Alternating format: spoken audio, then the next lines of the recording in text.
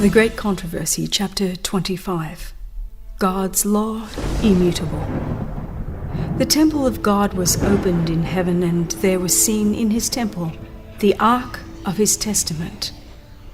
The ark of God's testament is in the Holy of Holies, the second apartment of the sanctuary. In the ministration of the earthly tabernacle, which served unto the example and shadow of heavenly things, this apartment was opened only upon the great day of atonement for the cleansing of the sanctuary. Therefore, the announcement that the temple of God was opened in heaven and the ark of his testament was seen points to the opening of the most holy place of the heavenly sanctuary in 1844, as Christ entered there to perform the closing work of the atonement.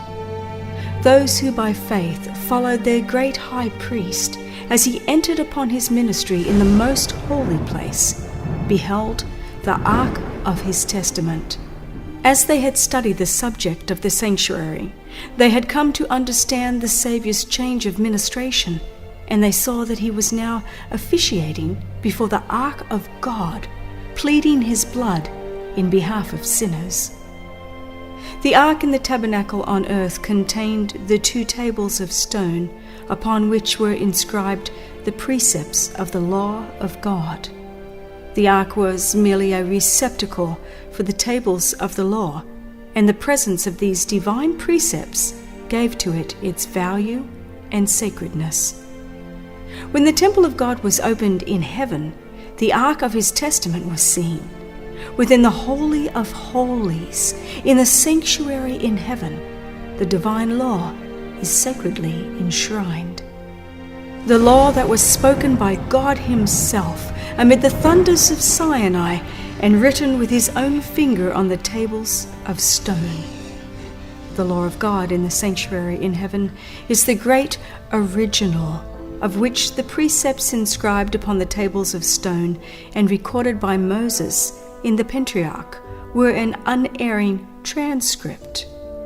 Those who arrived at an understanding of this important point were thus led to see the sacred, unchanging character of the divine law. They saw, as never before, the force of the Saviour's words, "Till heaven and earth pass, one jot or one tittle shall in no wise pass from the law." The law of God being a revelation of his will, a transcript of his character, must forever endure as a faithful witness in heaven. Not one command has been annulled, not a jot or a tittle has been changed. Says the psalmist, "Forever, O Lord, thy word is settled in heaven. All his commandments are sure, they stand fast forever and ever." In the very bosom of the Decalogue is the 4th commandment. As it was first proclaimed, "Remember the Sabbath day to keep it holy. 6 days shalt thou labor and do all thy work, but the 7th day is the Sabbath of the Lord thy God.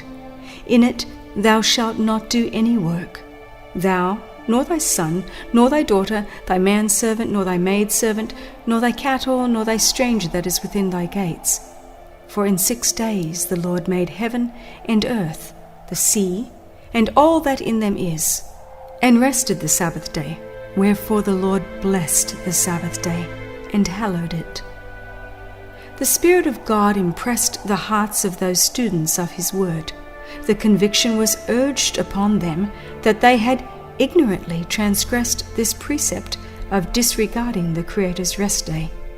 They began to examine the reasons for observing the first day of the week instead of the day which God had sanctified. They could find no evidence in the Scriptures that the 4th commandment had been abolished or that the Sabbath had been changed. The blessing which first hallowed the 7th day had never been removed. They had been honestly seeking to know and to do God's will. Now, as they saw themselves transgressors of his law, sorrow filled their hearts, and they manifested their loyalty to God by keeping his Sabbath holy. Many and earnest were the efforts made to overthrow their faith. None could fail to see that if the earthly sanctuary was a figure or pattern of the heavenly, the law deposited in the ark on the earth was an exact transcript of the law in the ark in heaven, and that an acceptance of the truth concerning the heavenly sanctuary involved an acknowledgement of the claims of God's law and the obligation of the Sabbath of the fourth commandment. Here was the secret of the bitter and determined opposition to the harmonious exposition of the Scriptures that revealed the ministration of Christ in the heavenly sanctuary. Men sought to close the door which God had opened, and to open the door which he had closed. But he that openeth, and no man shutteth, and no man openeth, had declared, Behold, I have set before thee an open door, and no man can shut it. Christ had opened the door, or ministration, of the most holy place. Light was shining from that open door of the sanctuary in heaven, and the fourth commandment was shown to be included in the law which is there enshrined. What God had established, no man could overthrow. Those who had accepted the light concerning the mediation of Christ and the perpetuity of the law of God found that these were the truths presented in Revelation 14. The messages of this chapter constitute a threefold warning, which is to prepare the inhabitants of the earth for the Lord's second coming.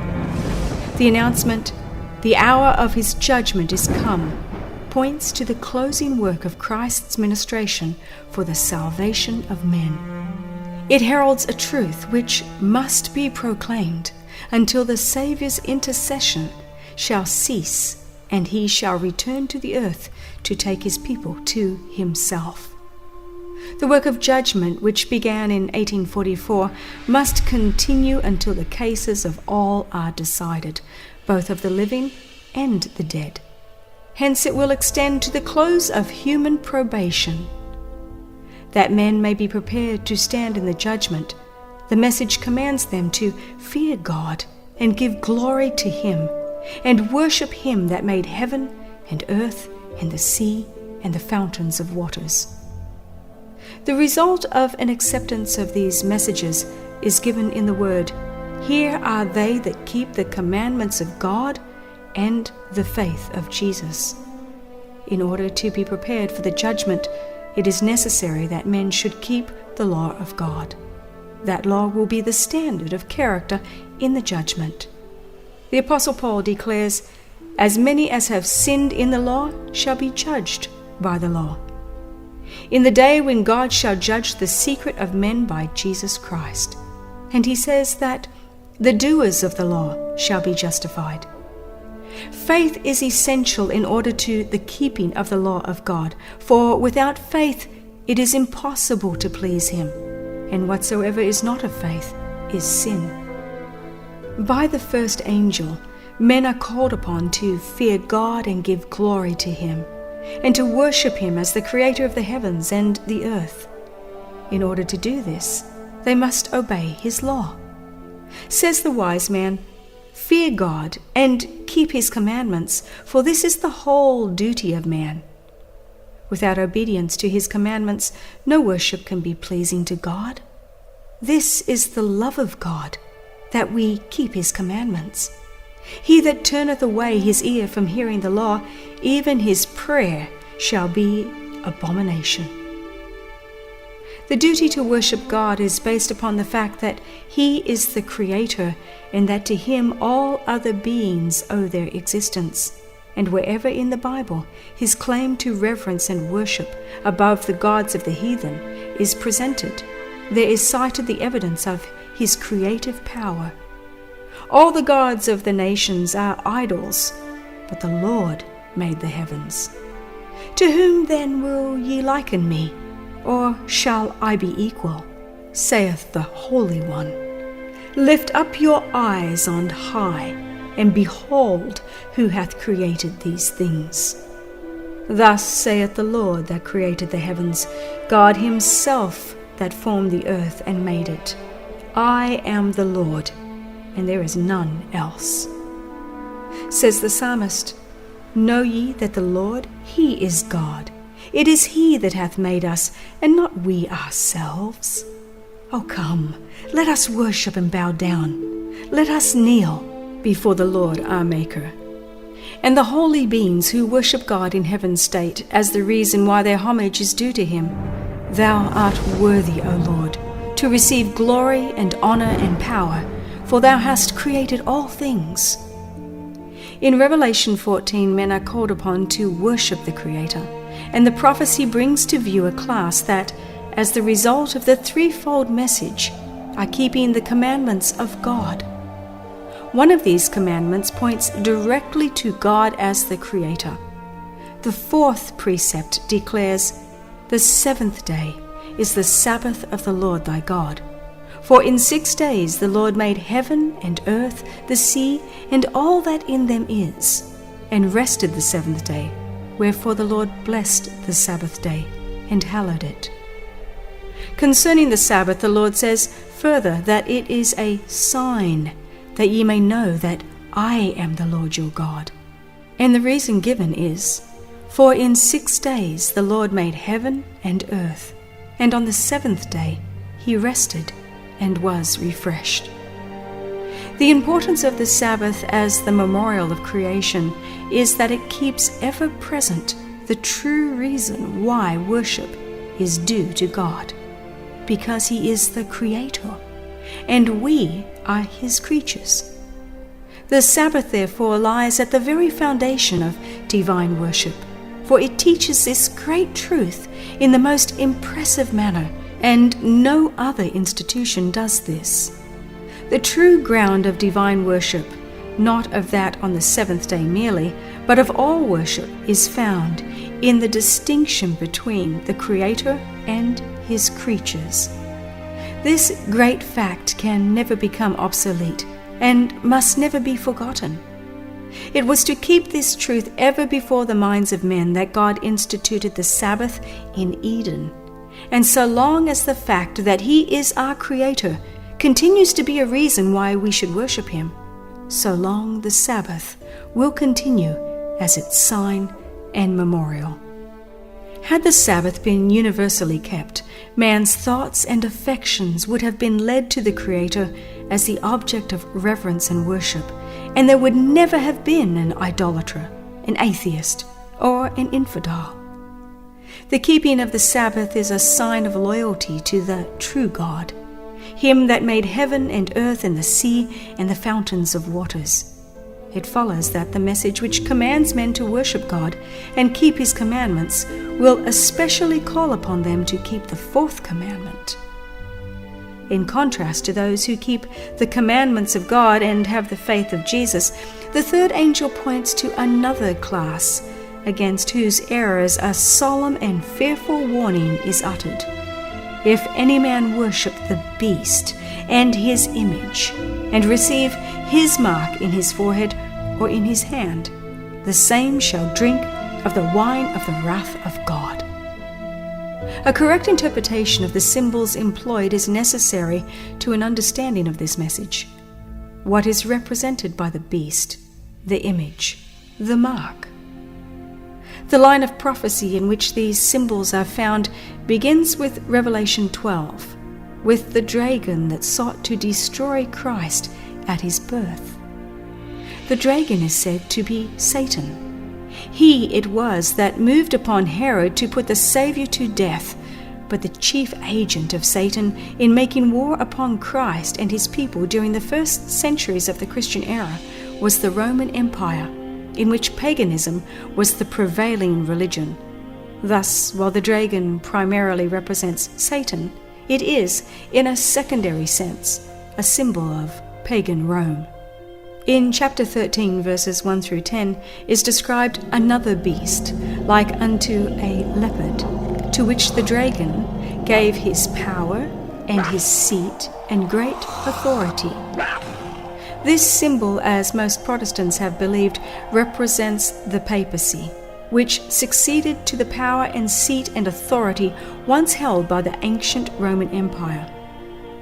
Of the leopard-like beast, it is declared, there was given unto him a mouth speaking great things and blasphemies.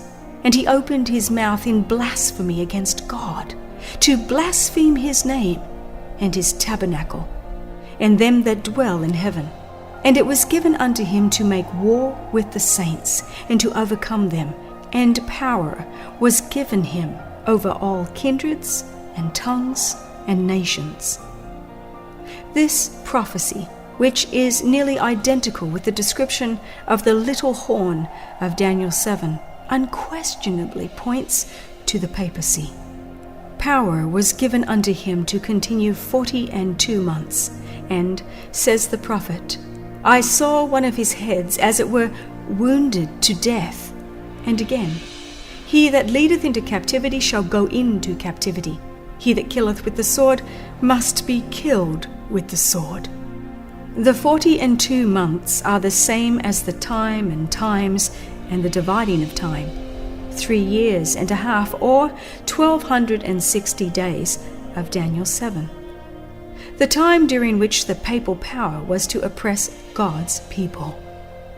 This period, as stated in preceding chapters, began with the supremacy of the papacy in AD 538 and terminated in 1798. At that time, the Pope was made captive by the French army. The papal power received its deadly wound, and the prediction was fulfilled. He that leadeth into captivity shall go into captivity. At this point, another symbol is introduced, says the prophet. I beheld another beast coming up out of the earth, and he had 2 horns like a lamb. Both the appearance of this beast and the manner of its rise indicate that the nation which it represents is unlike those presented under the preceding symbols. The great kingdoms that have ruled the world were presented to the prophet Daniel as beasts of prey, rising when the 4 winds of heaven strove upon the great sea. In Revelation 17, an angel explained that waters represent peoples and multitudes and nations and tongues. Winds are a symbol of strife. The 4 winds of heaven striving upon the great sea represent the terrible scenes of conquest and revolution by which kingdoms have attained to power. But the beast with lamb-like horns was seen coming up out of the earth.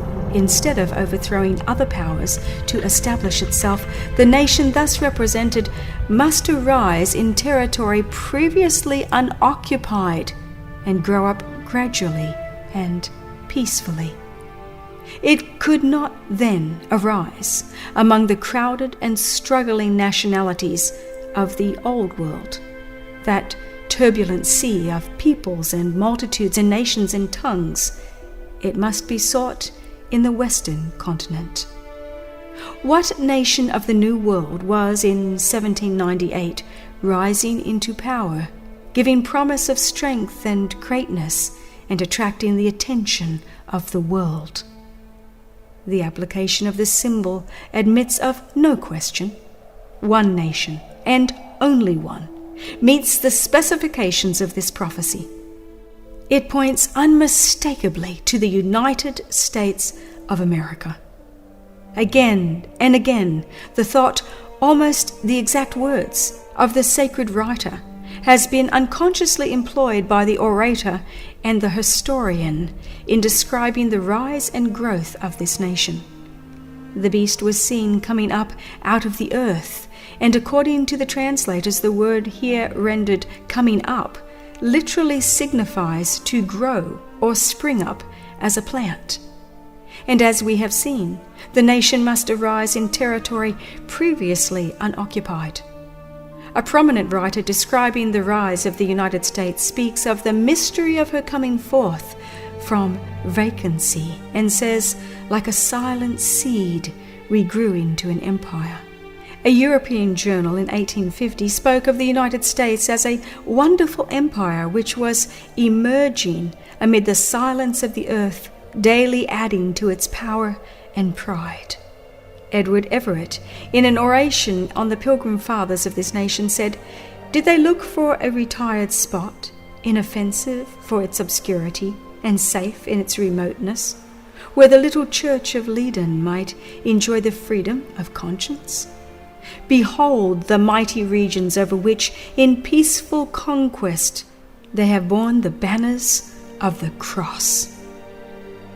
And he had 2 horns like a lamb. The lamb-like horns indicate youth, innocence, and gentleness, fitly representing the character of the United States when presented to the prophet as coming up in 1798. Among the Christian exiles who first fled to America and sought an asylum from royal oppression and priestly intolerance were many who determined to establish a government upon the broad foundation of civil and religious liberty. Their views found place in the Declaration of Independence, which sets forth the great truth that all men are created equal and endowed with the inalienable right to life, liberty, and the pursuit of happiness. And the Constitution guarantees to the people the right of self-government, providing that representatives elected by the popular vote shall enact and administer the laws. Freedom of religious faith was also granted, every man being permitted to worship God according to the dictates of his conscience. Republicanism and Protestantism became the fundamental principles of the nation. These principles are the secret of its power and prosperity. The oppressed and downtrodden throughout Christendom have turned to this land with interest and hope. Millions have sought its shores, and the United States has risen to a place among the most powerful nations of the earth. But the beast with lamb-like horns spake as a dragon, and he exerciseth all the power of the first beast before him, and causeth the earth and them which dwell therein to worship the first beast, whose deadly wound was healed, saying to them that dwell on the earth that they should make an image to the beast, which had the wound by a sword, and did live. The lamb-like horns and dragon voice of the symbol point to a striking contradiction between the profession and the practice of the nation thus represented. The speaking of the nation is the action of its legislative and judicial authorities. By such action, it will give the lie to those liberal and peaceful principles which it has put forth as the foundation of its policy. The prediction that it will speak as a dragon and exercise all the power of the first beast plainly foretells a development of the spirit of intolerance and persecution that was manifested by the nations represented by the dragon and the leopard-like beast.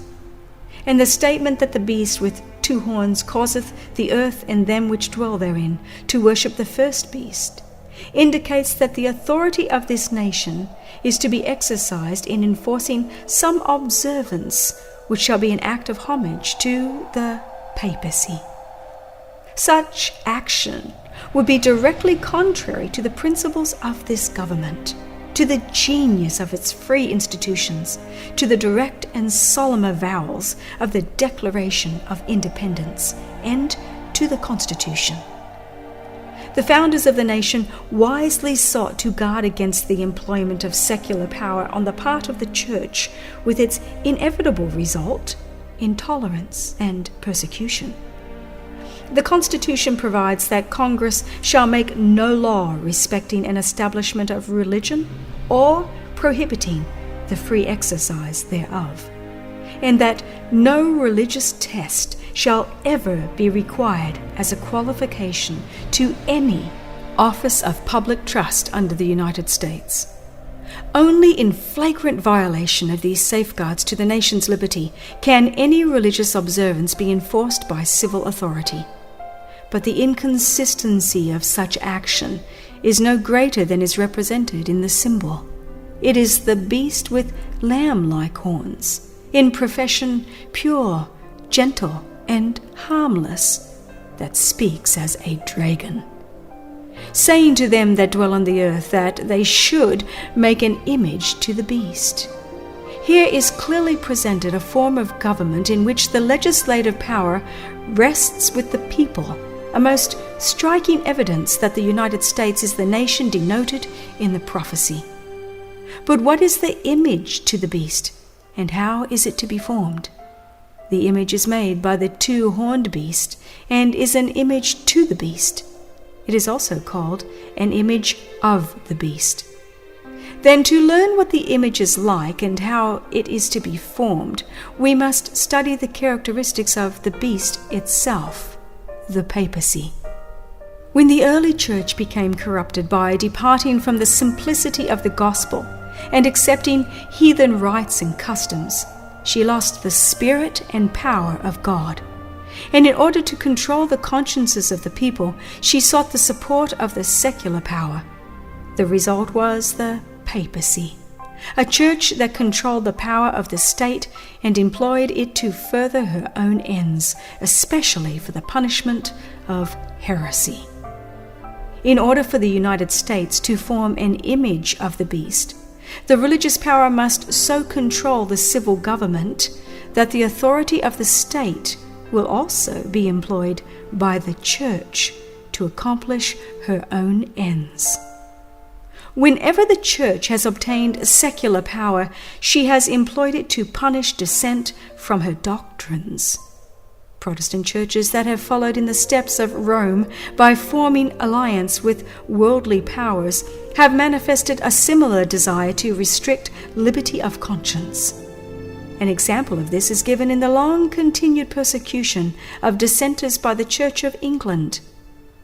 During the 16th and 17th century, thousands of nonconformist ministers were forced to flee from their churches, and many, both of pastors and people, were subjected to fine, imprisonment, torture, and martyrdom. It was apostasy that led the early church to seek the aid of the civil government, and this prepared the way for the development of the papacy, the beast. Said Paul, "There shall come a falling away, and that man of sin be revealed." So apostasy in the church will prepare the way for the image to the beast. The Bible declares that before the coming of the Lord there will exist a state of religious declension similar to that in the first centuries. In the last days perilous times shall come, for men shall be lovers of their own selves, covetous, boasters, proud, blasphemers, disobedient to parents, unthankful, unholy, without natural affection, truce breakers, false accusers, incontinent, fierce, despisers of those that are good, traitors, heady, high-minded, lovers of pleasure more than lovers of God, having a form of godliness, but denying the power thereof. Now the Spirit speaketh expressly that in the latter times some shall depart from the faith, giving heed to seducing spirits and doctrines of devils. Satan will work with all power and signs and lying wonders, and with all deceivableness of unrighteousness, and all that received not the love of the truth, that they might be saved, will be left to accept strong delusion, that they should believe a lie. When this state of ungodliness shall be reached, the same results will follow as in the first centuries. The wide diversity of belief in the Protestant churches is regarded by many as decisive proof that no effort to secure a forced uniformity can ever be made. But there has been for years in churches of the Protestant faith a strong and growing sentiment in favor of a union based upon common points of doctrine. To secure such a union, the discussion of subjects upon which all were not agreed, however important they might be from a Bible standpoint, must necessarily be waived. Charles Beecher, in a sermon in the year 1846, declared that the ministry of the evangelical Protestant denominations is not only formed all the way up under tremendous pressure of merely human fear, but they live and move and breathe in a state of things radically corrupt and appealing every hour to every baser element of their nature, to hush up the truth and bow the knee to the power of apostasy. Was not this the way things went with Rome? Are we not living her life over again? And what do we see just ahead? Another general council, a world's convention, evangelical alliance and universal creed. When this shall be gained, then, in the effort to secure complete uniformity, it will be only a step to the resort to force.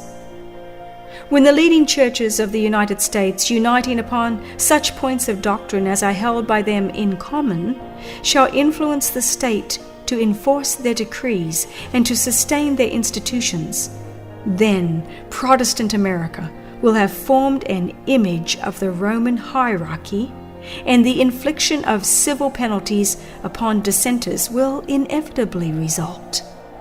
The beast with two horns caused or commands all, both small and great, rich and poor, free and bond, to receive a mark in their right hand or in their foreheads, and that no man might buy or sell, save he that had the mark or the name of the beast, or the number of his name. The third angel's warning is, if any man worship the beast and his image, and receive his mark in his forehead or in his hand, the same shall drink of the wine of the wrath of God. The beast mentioned in this message, whose worship is enforced by the two-horned beast, is the first or leopard-like beast of Revelation 13, the papacy.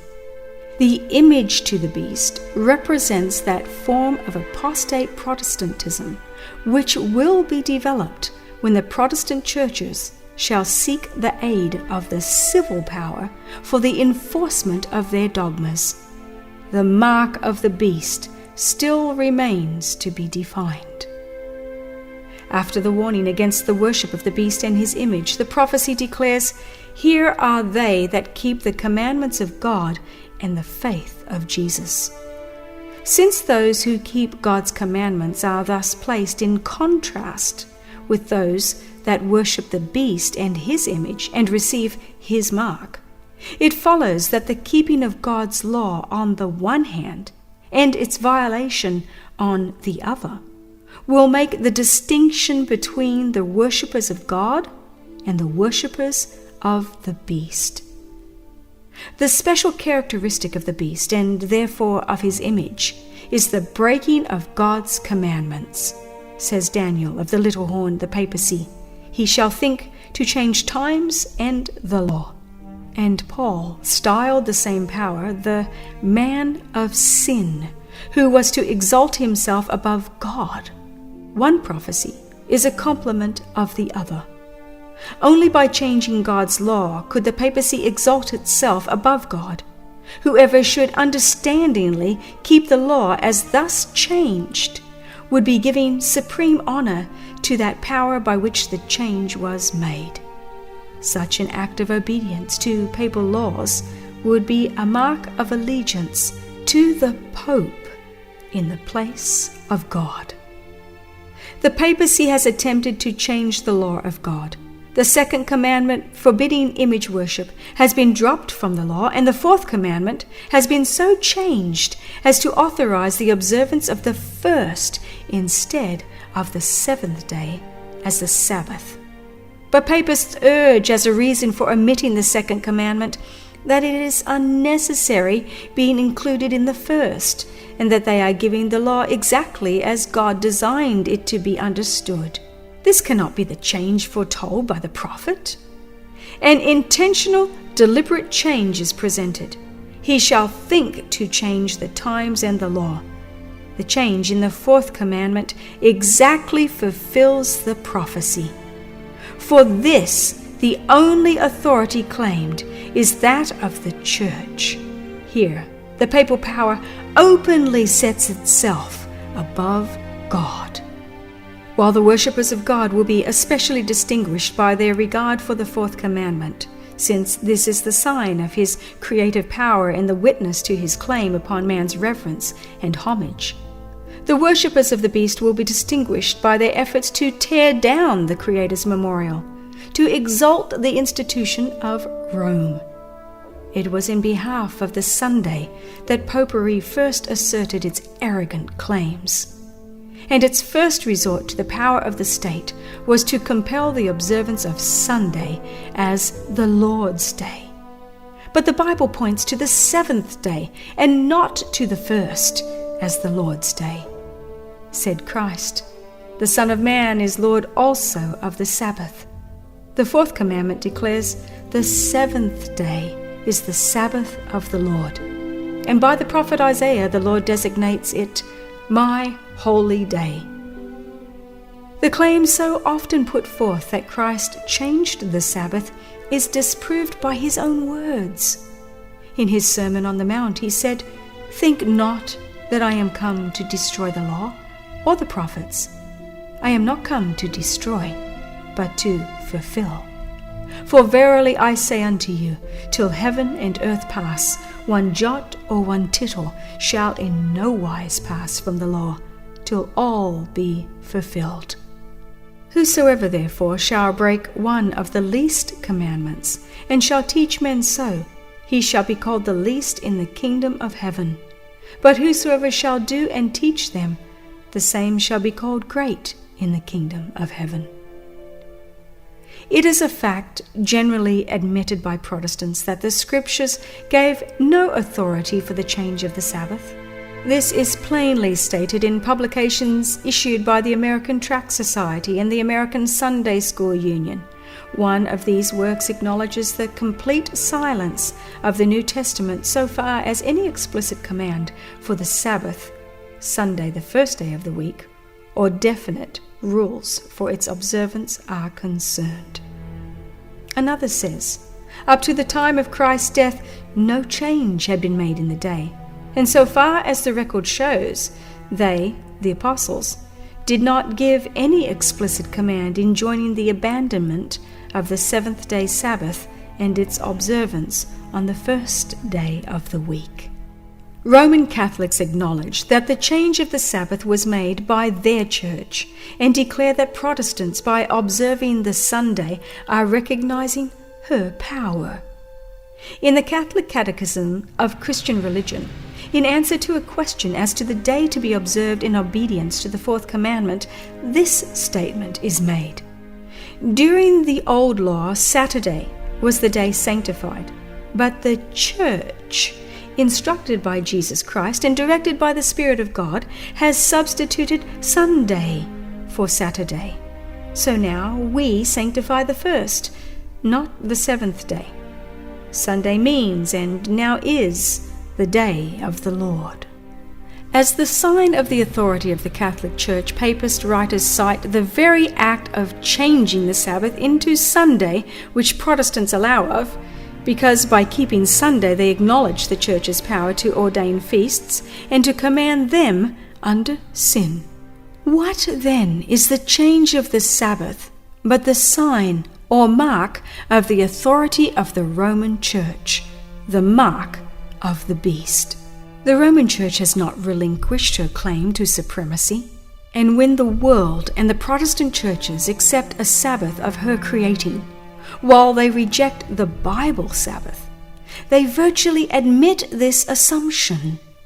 They may claim the authority of tradition and of the fathers for the change, but in so doing they ignore the very principle which separates them from Rome, that the Bible and the Bible only is the religion of Protestants. The papists can see that they are deceiving themselves, willingly closing their eyes to the facts in the case. As the movement for Sunday enforcement gains favor, he rejoices, feeling assured that it will eventually bring the whole Protestant world under the banner of Rome. Romanists declare that the observance of Sunday by the Protestants is an homage they pay, in spite of themselves, to the authority of the Catholic Church. The enforcement of Sunday keeping on the part of Protestant churches is an enforcement of the worship of the papacy, of the beast. Those who, understanding the claims of the fourth commandment, choose to observe the false instead of the true Sabbath, are thereby paying homage to that power by which alone it is commanded. But in the very act of enforcing a religious duty by secular power, the churches would themselves form an image to the beast. Hence, the enforcement of Sunday keeping in the United States would be an enforcement of the worship of the beast and his image. But Christians of past generations observed the Sunday, supposing that in so doing they were keeping the Bible Sabbath. And there are now true Christians in every church, not accepting the Roman Catholic communion, who honestly believe that Sunday is the Sabbath of divine appointment. God accepts their sincerity of purpose and their integrity before him. But when Sunday observance shall be enforced by law, and the world shall be enlightened concerning the obligation of the true Sabbath, then whoever shall transgress the command of God to obey a precept which has no higher authority than that of Rome will thereby honor popery above God. He is paying homage to Rome and to the power which enforces the institution ordained by Rome. He is worshipping the beast and his image. As men then reject the institution which God has declared to be the sign of his authority, and honor in its stead that which Rome has chosen as the token of her supremacy, they will thereby accept the sign of allegiance to Rome, the mark of the beast. And it is not until the issue is thus plainly set before the people, and they are brought to choose between the commandments of God and the commandments of men, that those who continue in transgression will receive the mark of the beast. The most fearful threatening ever addressed to mortals is contained in the third angel's message. That must be a terrible sin which calls down the wrath of God unmingled with mercy. Men are not to be left in darkness concerning this important matter. The warning against this sin is to be given to the world before the visitation of God's judgments, that all may know why they are to be inflicted and have opportunity to escape them. Prophecy declares that the first angel would make his announcement to every nation and kindred and tongue and people. The warning of the third angel, which forms a part of the same threefold message, is to be no less widespread. It is represented in the prophecy as being proclaimed with a loud voice by an angel flying in the midst of heaven, and it will command the attention of the world. In the issue of the contest, all Christendom will be divided into two great classes: those who keep the commandments of God and the faith of Jesus, and those who worship the beast and his image and receive his mark. Although church and state will unite their power to compel all, both small and great, rich and poor, free and bond, to receive the mark of the beast, yet the people of God will not receive it. The prophet of Patmos beholds them that had gotten the victory over the beast, and over his image, and over his mark, and over the number of his name, stand on the sea of glass, having the harps of God, and singing the song of Moses and the Lamb.